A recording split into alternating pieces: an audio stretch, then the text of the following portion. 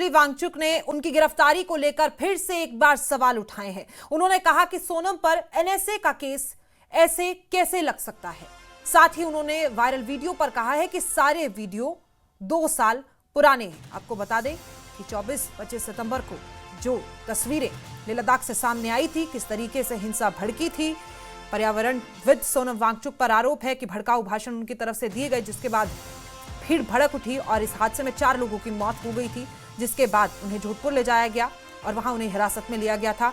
उसी को लेकर अब वो पीएसए के तहत उन्हें अंदर रखा गया है और उनकी पत्नी गीतांजलि ने कहा है कि जो वीडियो दिखाकर उन पर ऐसे लगाया गया है वो सब पुराने हैं।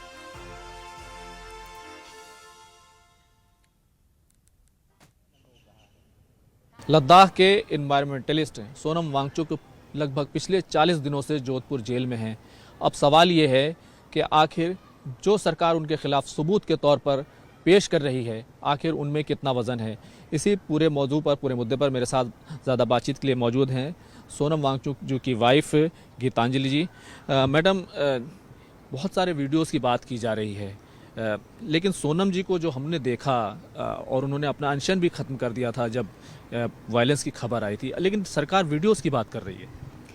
नहीं, तो सारे वीडियोस डॉक्टर्ड हैं और जो मेन 4 वीडियोस की वो बात करते हैं, उनमें से 2 जो वो कह रहे हैं कि अनशन साइट से उन्होंने कहा है, वो एक्चुअली शाम को 5 बजे मीडिया के साथ जो उनका डिस्कशन हुआ, उसमें भी उन्होंने नहीं जेनजी की बात कही। मीडिया ने पूछा कि आपको लगता है कि जेनजी टाइप का रेवोल्यूशन हुआ है, तो उन्होंने कहा कि आई डोंट नो, लेकिन ये अनप्रेसिडेंटेड है और शायद कभी ना हो।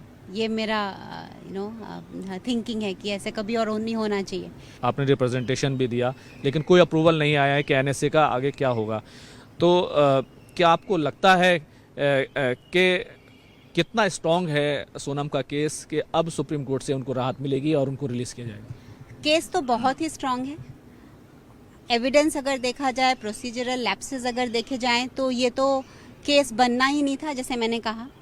और एडवाइजरी बोर्ड को भी सारे फैक्ट्स दे दिए गए हैं और हम इस देश में सत्यमेव जयते को अपना मोटो बताते हैं। जो हमने प्रेजेंट किया है और जो बताया गया है, उससे साफ नज़र आता है कि सोनम कोई एनएसए के अंडर डिटेन करने वाले इंडिविजुअल्स में से नहीं है।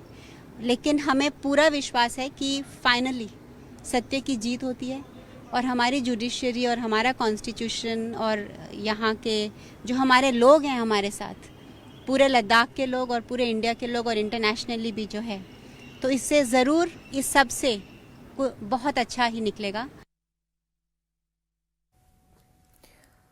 वहीं लद्दाख के लेफ्टिनेंट गवर्नर कविंद्र गुप्ता ने न्यूज 18 से एक्सक्लूसिव बातचीत की और सोनम वांगचुक और लद्दाख हिंसा को लेकर कहा कि ये एक बड़ी साजिश और षड्यंत्र था जिसको नाकाम कर दिया गया है। दुख की बात यह है कि 4 लोगों की मौत हुई है, जिसको लेकर इंक्वायरी चल रही है। साथ ही कहा कि सोनम वांगचुक को किसी आधार पर ही गिरफ्तार किया गया है। अदालत इस पर फैसला जल्द लेगी।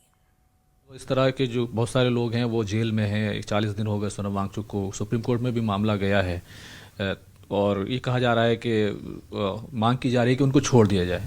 कानून अपना काम कर रहा है, किसी आधार पर ही उन पर चार्जेस जो है लगे हैं, तो आगे कोर्ट का काम है, वही करेंगे। बहुत बहुत शुक्रिया बातचीत करने के लिए। कैमरामैन चंदन पटवाल के साथ खुर्रम शहजाद, न्यूज़ 18 दिल्ली।